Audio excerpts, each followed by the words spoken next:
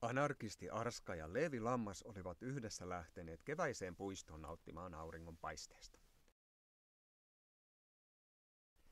Arska ihasteli kukkia ja Leevi, no teki sitä mitä lampaat nyt yleensä tekevät. Täytyy siivota, eihän puistoon voi jättää jälkiä. Ja niin Arska jemmasi pökäleen kukan alle ja monotti kikkareen aidan yli metsään. Mitäs nyt? Oi ei! Leevi satutti jalkansa rikkonaiseen pulloon ja nyt haava vuoti verta.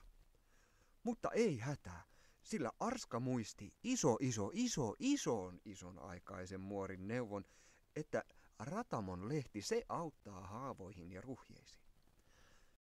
Pian haava olikin jo lehdellä sidottu ja Arska lohdutti Leeviä. Mennään kotiin, niin iskä tekee Leeville pannukakkuja. Ja niin anarkisti Arska ja Leevi Lammas tapahtumarikkaan päivän päätteeksi suuntasivat takaisin kotiin.